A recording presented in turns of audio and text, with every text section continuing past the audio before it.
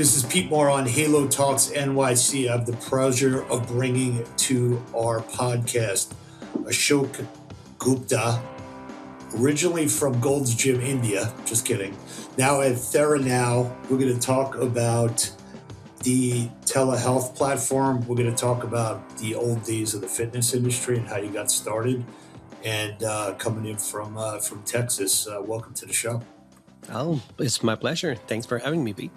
Awesome. So give us a little background on, how you started this new company and where you saw kind of the white space to move into. Oh, definitely. Yeah, this new company is a little bit old now. We've been on Theran now for almost 9 years, and it started out of necessity. So I'm a background doctor of physical therapy, and I was all across like different settings in the United States. I worked for Veterans Affairs Hospital System right in the middle of heart of the Manhattan, New York, and then also worked in the small towns out of Sioux City, Iowa. So I got to see the healthcare inside out, and then realized like one of the biggest problem in the healthcare on even then and now still it has not been solved is access to care. Okay. People are driving 30 minutes to an hour to get to the care. And me and my wife, also doctor of physical therapy, my co-founder, we were sitting on a couch and watching a commercial, and we saw mental health telehealth, and like, what is stopping us from providing care via telehealth for the patients for physical therapy? And then the first word, physical itself, came in, and then we're like, that's not possible. Then we started thinking a little bit more, and 10 minutes later, we're like, yes, we can help a lot more people in a lot more different ways. And when we become an adjunct to an existing physical therapy clinics or hospital systems, we can really help a lot of people. And that was a day. And after many, many pivots, we are here, we are helping thousands and thousands of patients on a daily basis today via the telehealth physical therapy. Awesome. So are you actually partnering with groups that have bricks and mortar and you are their telehealth affiliate, or are you going direct?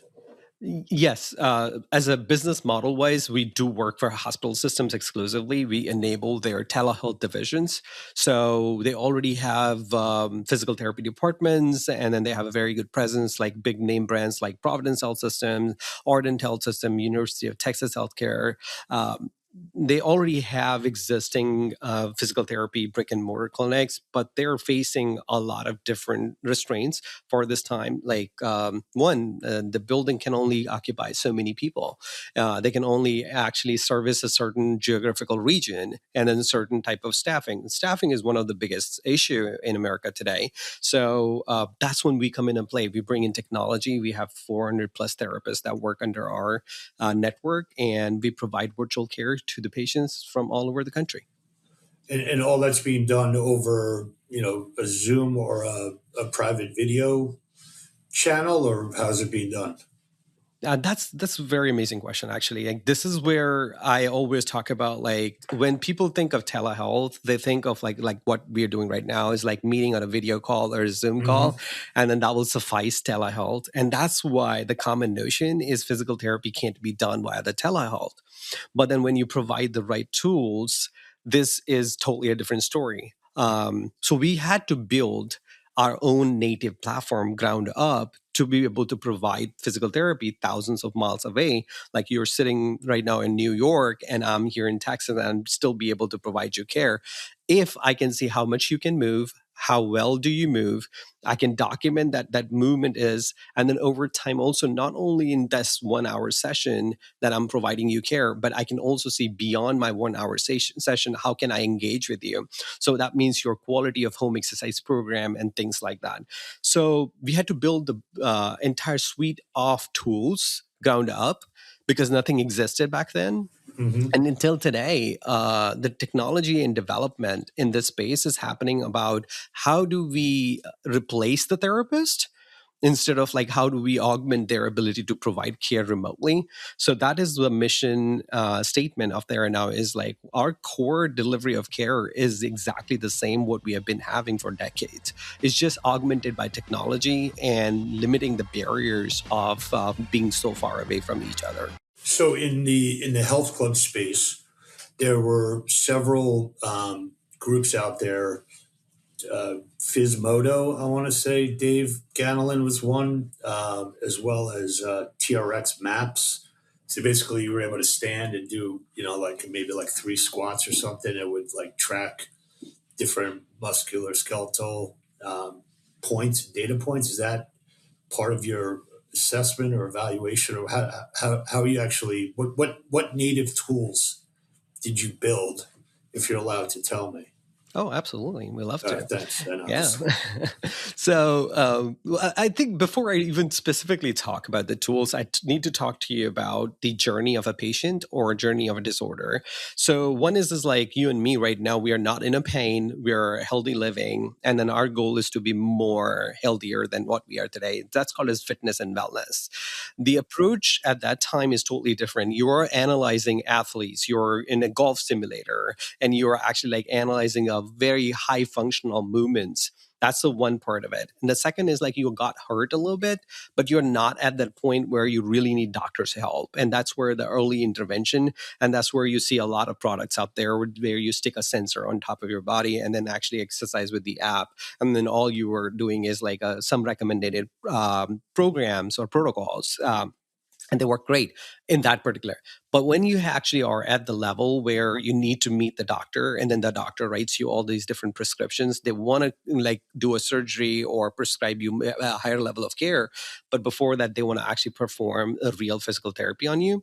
That's when either the clinic or us come into play and we start doing assessments. So when we talk about assessments, it's the physical therapy evaluation. It's a combination of active motion and passive movements. Obviously, when we are in telehealth, we replace the passive movements with functional movements.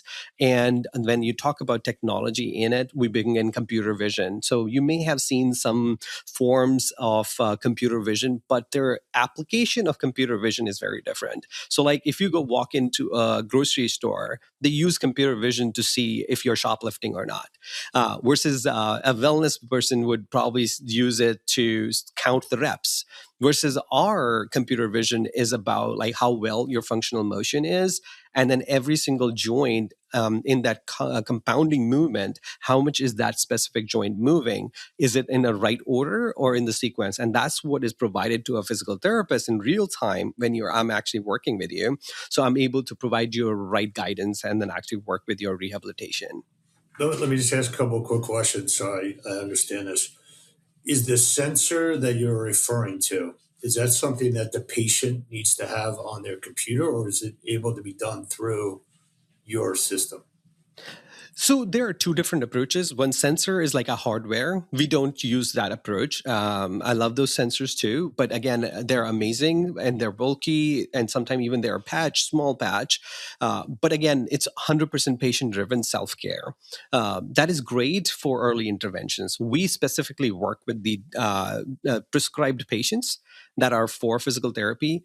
And the tool that we use is computer vision. So you don't need any specific sensors. Like right now, how we are doing a video telehealth, computer vision AI is able to analyze where the body parts are and how much are they moving, in what order they're moving. So you literally, other than your phone or your computer with the internet and a camera, there's nothing special equipment you need in your home to perform our sessions. Got it. I just want to state that was the best approach of like dissing somebody else's hardware in the nicest way possible that you just did, and say, okay, this is how we do it. That was awesome. Very, very eloquent. Very eloquent. I like that. Thank I you. like that. Uh, That was just so good, man. Because I was like, "What? Do you love this technology?" Like, no, no, no. He's going to throw it under the bus. Okay, just took a little while. Thank you. there's nothing wrong That in was doing one good. or the No, other. It's just one is better. it's just how you approach the question and the answer that was just like priceless for Halo Talks NYC Gupta style. Let's call that. Oh, here you go. I Anyway, love it. so you're not disintermediating any of the physical therapists, right? They work with you. Are they working with you through the hospital? Or are they actually employee or 1099? And then the other question is, how much volume do they get that it's like makes sense for them to work with you on a remote basis versus, in like an ATI or bricks and mortar? Oh, so you know the space very well. Yeah, a little Yeah. bit. No, it's a great question actually. Like the way a normal day for our most of our clinicians is 100% on themselves. We have a lot of therapists, and some sort of state require us to have therapists on a W-2. That means like a literally full-time employees. There's like California is one of them. So you have to have them. But there are other states where a lot of therapists are moonlighters and then do work with us on a 1099. So, Mhm. from the patient perspective, literally depends on the need in which state the therapist is in, and then how many clients do we have. But so far, we are always hiring. So, and this with this, I want to talk to you about the piece of tech. We're a tech forward service company. I do not disguise as a tech company when at the end of the day, what we offer is a service, which is our physical therapists, our clinicians, speech therapists, occupational therapists are providing care to the patient, and that is what we are actually billing and getting them paid for. So what we started to see, the demand and supply was a problem. We had a lot of clients, and then clients had like millions of lives that they were serving. So the patient volume was rising very fast. Between identifying the therapist, credentialing the therapist, training the therapist, and bringing them on a platform, it was taking on an average 14 days for us. So early this year, we decided we need to solve this problem to be able to scale faster. And you would be surprised. Last week, we started this process and finished this entire process in 12 hours from To job application. onboard a new physical therapist to your Correct. system. Onboarding, credentialing, and training every single thing in 12 hours. How did we do it? We created this entire interview process as an asynchronous software platform. So you could actually go on Theran.com, go to the jobs section, apply for it, and then it automatically screens you in or out, and then you can apply via asynchronous video. And then those interviews are getting assessed in real time, and then actually like you finish entire onboarding right there itself. So Jeez. that was like how we always talk about technology is great. It's just like when you can put this in the right workflow for augmenting your problem solution. So let me just stop here for a second. As you develop these types of tools for yourself, when do you stop and say, wow, like we just created this onboarding recruiting tool that might be like another path to like spin off into another company? Um, Does your brain work like that sometimes? Be like, let me just do what I'm doing, but like this could probably be on its own. you're really getting into my brain right now. That happens every single day, Yeah. Okay. Good. Yeah. All right. That's good, and man. Because as an investor, I You're think you Gold's talked Gym about India, you. bro. You're like Gold's Gym India, man. Like we're like tight already. It is so This is hard. My wife fabulous. has to bring me back always. Is like focus. This is what you do. This is Yeah. your problem statement is, and Yeah. then you got to get back to the reality that like we're not an ATS provider, but the ATSs out there are not built for our problem statement. Hmm. So then you have to build something for yourself. So a couple more questions. So we work with this company called Zeal, Zeel, and they are a tech-enabled medical massage, but they actually send people to the homes. They've got relationships with hospitals and the VA, but they're actually physically sending people into the home to do or into the workplace to do. Do you get that kind of demand also? Or are you saying like, look, I got a gate around my therapist that they're not leaving the virtual kind of domain? How do you think about that? Um, I love that model. There's definitely a need for that specific model where you take the clinician and send it to the patient's home, but it's a logistical nightmare. You can't service entire America with 400 clinical therapists. You would need just to do the same amount of volume what we do today. We'll probably need 5 to 10,000 therapists on our network. Mhm. So, and then from the financial perspective, if you look at it, it's almost the same in the reimbursements or when the revenue side. If you look at the business, so technology first is our motto all the time, and telehealth is like one of the best. Got it. And then a couple of just quick questions related to that because I'm super interested in how this model kind of evolves over time.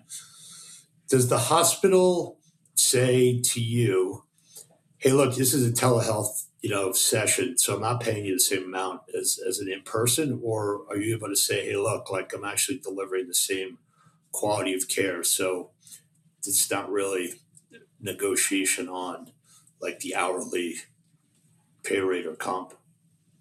That's a good perspective. But when you come into healthcare, things are. I'll give you a great example of like how physical therapy is evaluated and paid for. So if I'm having you a session with you, I'm paid on a base of 8 minute rule. Every 8 minute, I'm able to bill a 1 unit, and it goes up to 22 minutes, 8 to 22 1 unit, and then 22 to 37, and then things like that. And the amount of a time, whether I'm meeting you virtually or I'm meeting you in a clinic or I'm meeting you in your house, is exactly the same. So the Mm-hmm. delivery, the COGS or cost of goods sold here is the labor, and the labor is exactly the same, which the CMS and every regulatory body understands. And on the side is like, okay, someone can say, okay, so your cost is same, so our reimbursement should be same. But on the flip side of it is your quality is subpar.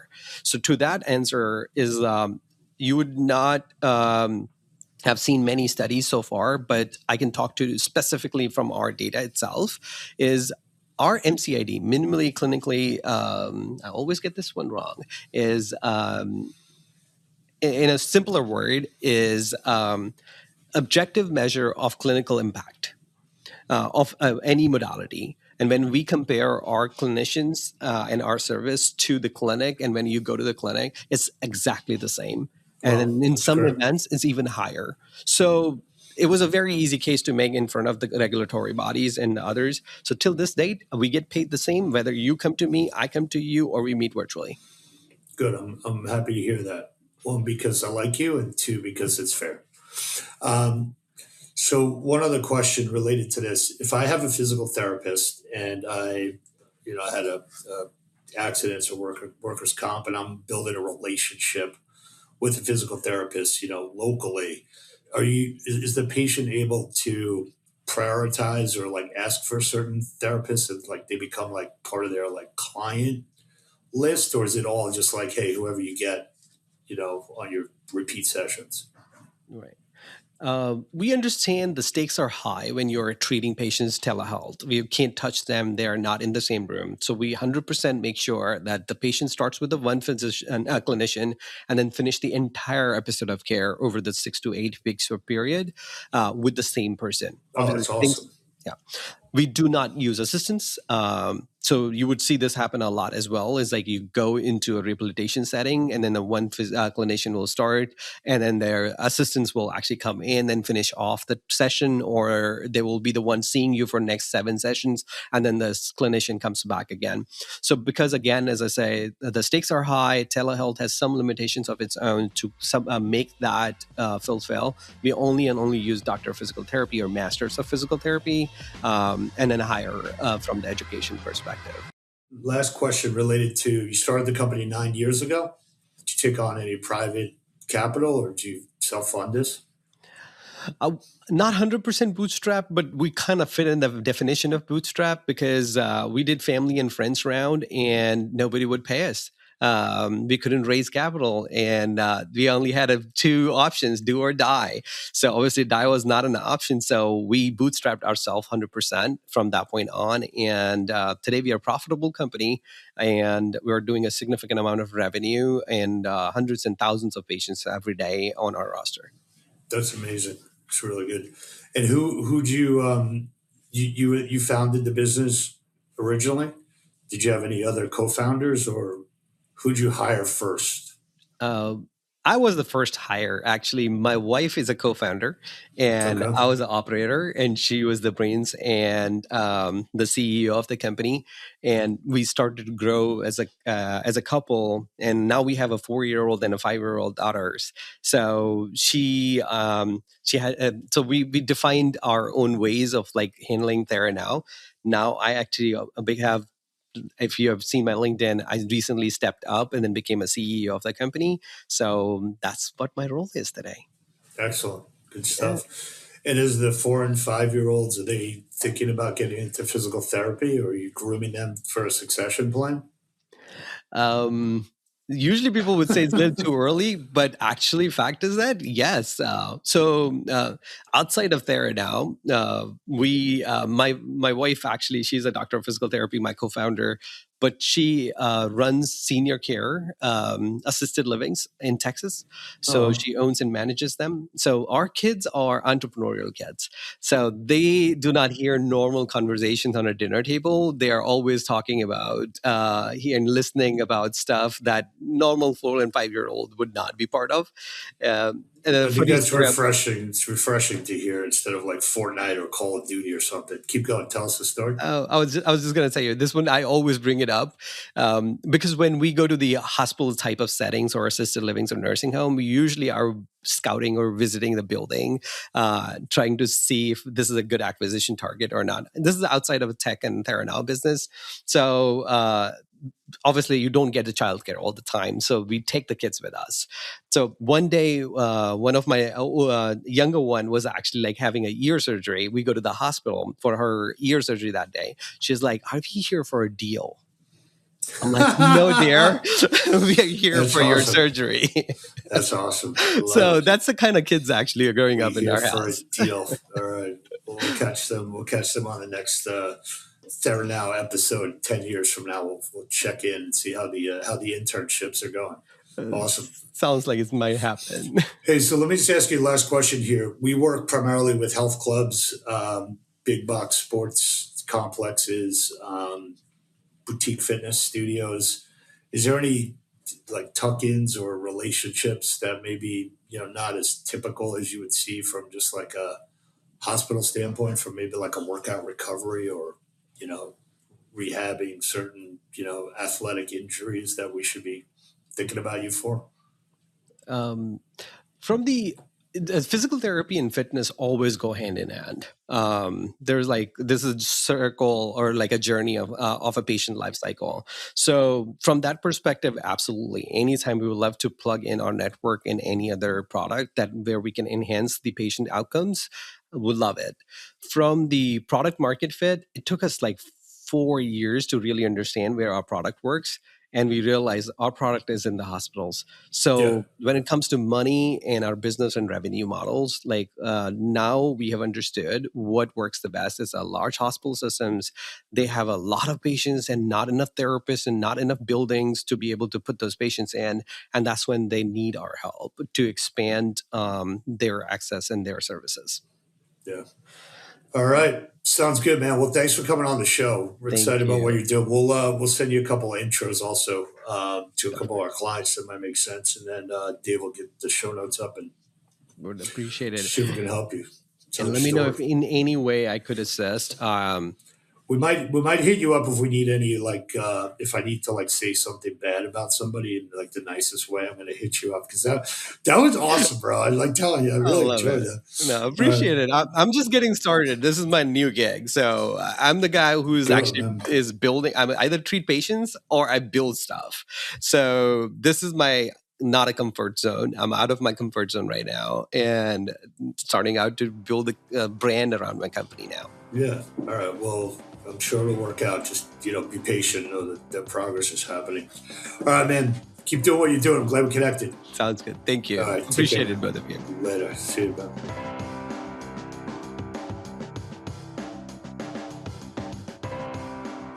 This is Pete Moore on Halo Talks, your captain speaking. I am the founder and managing partner at Integrity Square.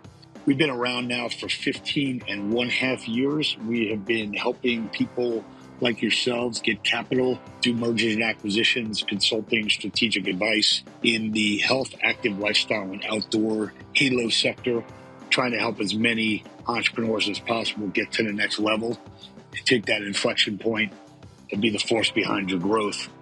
We are helping companies that have at least $3 million of EBITDA, around $10 million of revenue, and we are positioned to help you get institutional growth capital or to negotiate deals with strategic partners. If you go to integritysq.com/ISQ, you can see our capabilities deck. Happy to set up a consultation at any time. That is free of charge, and we look forward to helping solve obesity, loneliness, and diabetes. Go Halo.